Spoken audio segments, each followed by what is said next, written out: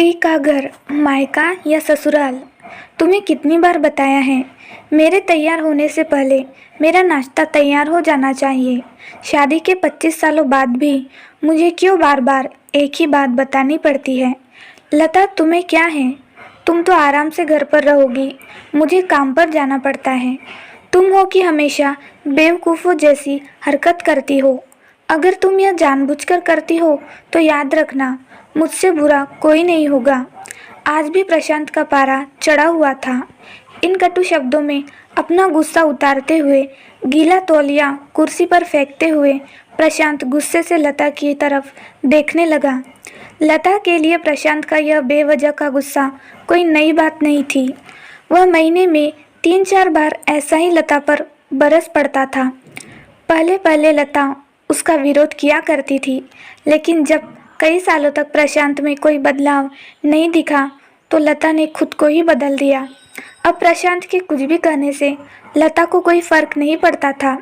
प्रशांत की हर बात वो चुपचाप सिर नीचे झुकाए सुन लेती थी। शादी के पहले 5 साल तक लता ने पूरी कोशिश की थी कि प्रशांत को बदला जाए, लेकिन फालतू का गुस्सा करना और बाद में लता को भला बुरा कहना, यह मानो जैसे उसकी आदत बन गई थी। कोई भी वाद विवाद होता तो प्रशांत सीधा लता को बोल देता, अगर मैं तुम्हें अच्छा नहीं लगता तो क्यों नहीं चली जाती अपने मायके, क्यों रहती हो मेरे साथ। इतना सब कुछ होने के बावजूद लता प्रशांत के साथ रहती थी, क्योंकि उसे अपनी बेटी की फिक्र थी। और वह जाती भी तो कहाँ, अपने बूढ़े हो चुके माँ बाप को इस उम्र में परेशान करना वह नहीं चाहती थी।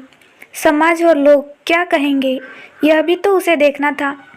वह इतनी पढ़ी लिखी भी तो नहीं थी कि खुद जाकर कोई नौकरी कर सके और अपना और अपनी बेटी का पालन पोषण कर सके।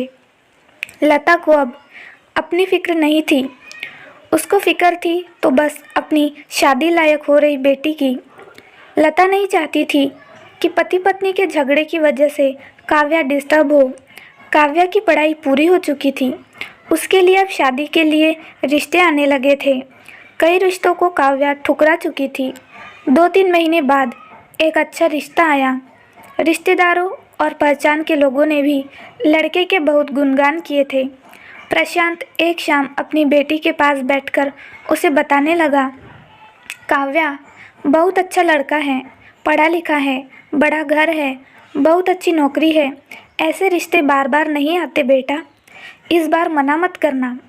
काव्या अपने पिता से ज़्यादा बात नहीं करती थी, शायद डरती थी या शायद नफरत करती थी, लेकिन आज वो अपनी पूरी हिम्मत इकट्ठा कर बोली, मुझे अभी शादी नहीं करना है पापा, मैं नौकरी करना चाहती हूँ, खुद अपने पैरों पर खड़ी होना चाहती हूँ। हाँ, तो उसमें क्या बड़ी बात है, मैंने लड़के से बात की है, वह तुम्हें किसी बात के लिए नहीं रोकेगा। तुम शादी के बाद भी नौकरी कर सकती हो, वह तुम्हें नौकरी के लिए परमिशन दे देगा। प्रशांत बोला, मेरा नौकरी करना या ना करना उसकी परमिशन पर क्यों डिपेंड रहेगा पापा? काव्या ने पूछा। मैं कह रहा हूँ ना, तुम्हें किसी भी चीज़ की कमी नहीं होगी वहाँ। ऐसे रिश्ते बार बार नहीं आते, इसे ठुकराना मत, बहुत खुश रहोगी तुम वहाँ। प्रशांत बोला, पापा, क्या मैं उतनी ही खुश रहूँगी जितनी मम्मी इस घर में खुश है? काव्या ने तंज कसते हुए कहा। आज तुम्हारी जबान कुछ ज़्यादा नहीं चल रही? प्रशांत गुस्से से आंखें बड़ी करते हुए बोला, पापा, मुझे शादी ही नहीं करनी है, क्योंकि शादी के बाद अगर वह लड़का आपके जैसा निकला तो मैं क्या करूँगी?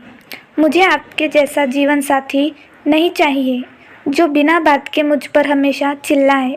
मुझे कुछ भी अपनी पसंद का लेना हो तो 10 बार सोचना पड़े, कहीं वह नाराज़ ना हो जाए। मेरी तबीयत कैसी भी हो उसे परवाह ना हो, रोटी थोड़ी सी मोटी बन जाए तो वो घर सर पर उठा ले, उसकी चेकबुक ना मिले तो भी मेरा ही दोष निकाले और हर छोटी मोटी बात पर मुझे मायके जाने के लिए कहें। काव्या ने अपना दिल खाली करते हुए पापा से सब कह दिया। प्रशांत का गुस्सा 7वें आसमान पर था, लेकिन उसके मुंह से एक भी शब्द नहीं फूट रहा था। वो काव्या की बातें सुन रहा था। काव्या उतना ही बोलकर चुप नहीं हुई। आज पहली बार वह अपने पापा के सामने इतना कुछ बोल रही थी। पापा, आपने माँ के साथ हमेशा गलत व्यवहार किया है। आप अपने ऑफिस का गुस्सा बिना सोचे समझे माँ पर उतार देते हैं। कभी इस बात की परवाह भी नहीं करते कि उन्हें कैसा लगता होगा। आपकी बातें सुन सुनकर माँ ने अपना स्वाभिमान खो दिया। प्रशांत आज पहली बार अपने किए बर्ताव को महसूस कर पा रहा था। वो इतना ही बोल पाया, जो तुम्हारा मन हो वो करो, मैं तो इतना बुरा हूँ ना। काव्या ने प्रशांत का हाथ पकड़ा और बोली, पापा, मुझे सिर्फ एक सवाल का जवाब दे दो। क्या आप चाहेंगे कि मेरा पति आपके जैसा हो? अगर आपका जवाब हाँ है तो कर दीजिए मेरा रिश्ता आज ही, और ना है तो मुझे आत्मनिर्भर बनने दीजिए। प्रशांत कुछ भी ना बोल पाया और वहाँ से चुपचाप बाहर चला गया। आज उसे लता के सामने जाने में शर्म आ रही थी। चलते चलते उसकी आंखों से आंसू बह रहे थे। प्रशांत ने आज से अपने आप को बदलने का निश्चय किया।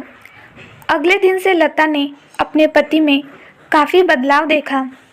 वह सोचने लगी कि जो हिम्मत काव्या ने दिखाई है, वह हिम्मत अगर मैं पहले ही दिखा देती तो शायद आज परिस्थिति कुछ और होती। अब काव्या पढ़ लिख कर अच्छी नौकरी करने लगी थी और 3 साल बाद उसके लिए एक अच्छा रिश्ता आया।